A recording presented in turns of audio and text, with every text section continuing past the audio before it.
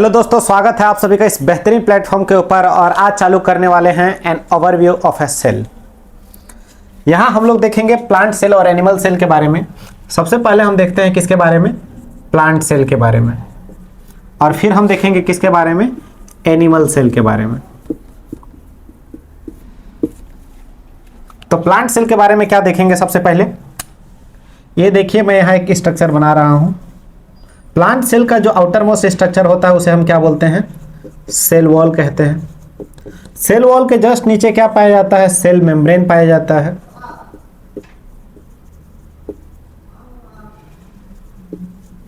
और इसके बाद पाया जाता है साइटोप्लाज्म, जिसमें पाया जाता है न्यूक्लियस।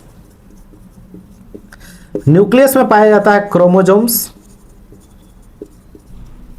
और क्रोमोजोम्स के अंदर पाया जाता है डीएनए। सेल वॉल के बारे में बात करते हैं, किसके बारे में, सेल वॉल के बारे में। तो सेल वॉल कैसा स्ट्रक्चर होता है, हार्ड होता है। कैसा है, या फिर इसको हम क्या और नाम से जानते हैं, रिजिड होता है। और कैसा होता है, हार्ड होता है, रिजिड होता है। इसीलिए इस स्ट्रक्चर को क्या बोला जाता है, लिमिटिंग स्ट्रक्चर बोला जाता है। कैसा स्ट्रक्चर बोला जाता है, लिमिटिंग स्ट्रक्चर बोला जाता है। क्यों, क्योंकि जो सेल वॉल है वो हार्ड है और रिजिड है, इसीलिए क्या है, लिमिटिंग स्ट्रक्चर है। जबकि एनिमल सेल के बारे में अगर मैं बात करूं, किसके बारे में, एनिमल सेल के बारे में, तो एनिमल सेल का जो आउटर मोस्ट स्ट्रक्चर होता है उसे हम क्या बोलते हैं, सेल मेम्ब्रेन कहते हैं। या इसी का दूसरा नाम क्या है, प्लाज्मा मेम्ब्रेन है, प्लाज्मा मेम्ब्रेन। और इसी को बायो मेम्ब्रेन के नाम से भी जाना जाता है। इसके बाद क्या आता है, साइटोप्लाज्म। और साइटोप्लाज्म में क्या मौजूद है, न्यूक्लियस। क्या मौजूद है, न्यूक्लियस। न्यूक्लियस के अंदर क्या है, क्रोमोजोम्स है। और क्रोमोजोम्स के बाद क्या है, डीएनए। क्रोमोजोम्स के अंदर क्या होता है, डीएनए। जब मैं यहां प्लाज्मा मेम्ब्रेन के बारे में बात करूं, किसके बारे में, प्लाज्मा मेम्ब्रेन के बारे में, तो प्लाज्मा मेम्ब्रेन कैसा स्ट्रक्चर होता है, सॉफ्ट स्ट्रक्चर होता है। कैसा, सॉफ्ट स्ट्रक्चर। इसीलिए इसको हम क्या नाम से जानते हैं, डीलिमिटिंग स्ट्रक्चर के नाम से। क्या, डीलिमिटिंग स्ट्रक्चर के नाम से जानते हैं। समझ में आए। एनिमल सेल कैसा, सबसे आउटर मोस्ट सेल मेम्ब्रेन, इसके अंदर साइटोप्लाज्म, साइटोप्लाज्म में न्यूक्लियस, न्यूक्लियस के अंदर क्रोमोजोम्स, और क्रोमोजोम्स में डीएनए। बात करते हैं प्लाज्मा मेम्ब्रेन के बारे में, तो कैसा स्ट्रक्चर है, सॉफ्ट स्ट्रक्चर है। इसीलिए इसको हम क्या बोलते हैं, डीलिमिटिंग स्ट्रक्चर के नाम से भी जाना जाता है। अब हम लोग देखो प्लांट सेल और एनिमल सेल को डिफरेंशिएट करते हैं। तो प्लांट सेल में सेल वॉल था, जबकि एनिमल सेल में क्या था, सेल वॉल एब्सेंट है। ये एक मेजर डिफरेंस है। एनिमल सेल में सिर्फ क्या मौजूद है, सिर्फ प्लाज्मा मेम्ब्रेन मौजूद है। और प्लाज्मा मेम्ब्रेन को तीसरे नाम से क्या जाना जाता है, बायो मेम्ब्रेन के नाम से। किस नाम से, बायो मेम्ब्रेन के नाम से। तो आइए यहां बात करते हैं बिल्कुल बेसिक से टाइप्स ऑफ सेल के बारे में। किसके बारे में बात करेंगे, टाइप्स ऑफ सेल। सेल कितने टाइप के होते हैं, तो आपको बता दो, सेल दो टाइप के होते हैं। एक होते हैं प्रोकैरियोटिक सेल। कौन से सेल, प्रोकैरियोटिक सेल। और दूसरे सेल्स कौन से होते हैं, यूकैरियोटिक सेल। आप समझते हैं प्रोकैरियोटिक सेल्स क्या होते हैं। प्रो का मतलब होता है यहां प्रिमिटिव। कैसे सेल्स, प्रिमिटिव सेल्स, प्रिमिटिव। और कैरियन का मतलब क्या है, न्यूक्लियस। एक ऐसा सेल जिसमें प्रिमिटिव टाइप के न्यूक्लियस हो, उसको हम क्या बोलते हैं, प्रोकैरियोटिक ऑर्गेनिज्म बोलते हैं। जबकि यू का मतलब क्या होता है, ट्रू। और कैरियन का मतलब क्या है, न्यूक्लियस। एक ऐसा सेल जिसमें ट्रू न्यूक्लियस हो, उसको हम क्या बोलते हैं, यूकैरियोटिक ऑर्गेनिज्म बोलते हैं।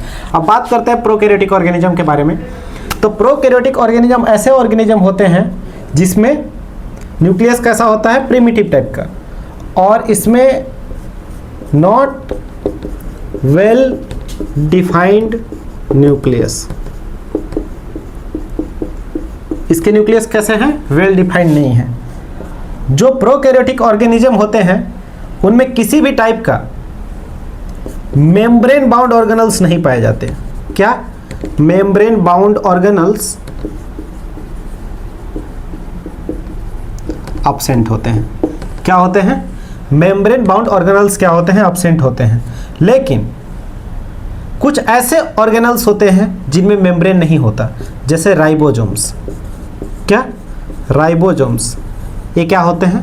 प्रेजेंट होते हैं। न्यूक्लियोलस, ये भी क्या होता है? प्रेजेंट होता है। तो हम लोगों ने प्रोकैरियोटिक सेल के बारे में क्या देखा? प्रोकैरियोटिक सेल का मतलब क्या होता है? Primitive nucleus. ऐसा सेल जिसमें प्रिमिटिव न्यूक्लियस प्रेजेंट हो उसे प्रोकैरियोटिक सेल बोला जाता है।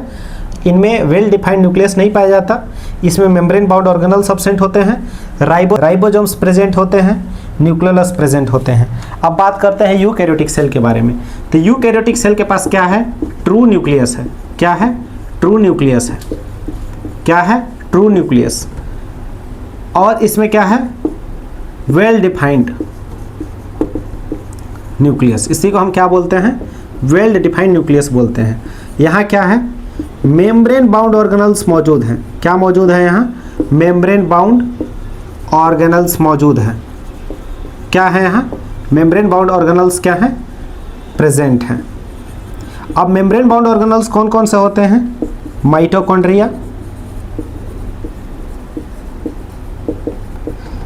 Endoplasmic reticulum, Golgi bodies.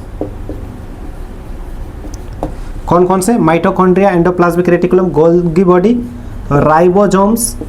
एक ऐसा है नॉन मेम्ब्रेन बाउंड ऑर्गेनल्स है। क्या है? नॉन मेम्ब्रेन बाउंड ऑर्गेनल्स है, राइबोसोम्स एक्सेट्रा।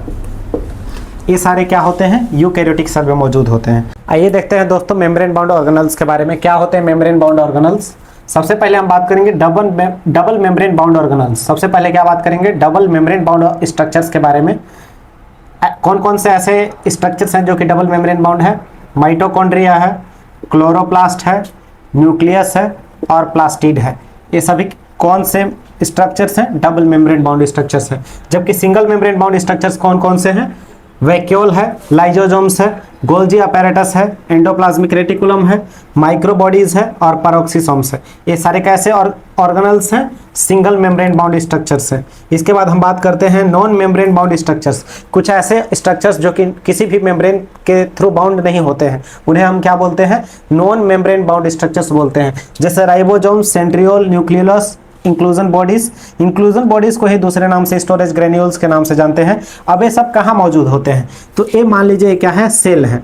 क्या है? सेल है। ये क्या है? सेल का सेल मेम्ब्रेन है। क्या है? सेल का सेल मेम्ब्रेन है। और इस पूरे पार्ट को क्या बोलते हैं? साइटोप्लाज्म। क्या बोलते हैं? साइटोप्लाज्म। इस पूरे वाले पार्ट को क्या बोलेंगे? साइटोप्लाज्म। और इन्हीं साइटोप्लाज्म के अंदर क्या मौजूद है? इन्हीं साइटोप्लाज्म के अंदर क्या है मौजूद है? न्यूक्लियस मौजूद है। क्या मौजूद है? न्यूक्लियस मौजूद है। मतलब क्या मौजूद है? ऑर्गेनल्स मौजूद हैं। इन्हीं को हम क्या बोलते हैं? सेल ऑर्गेनल्स बोलते हैं। थैंक यू दोस्तों, थैंक यू सो मच।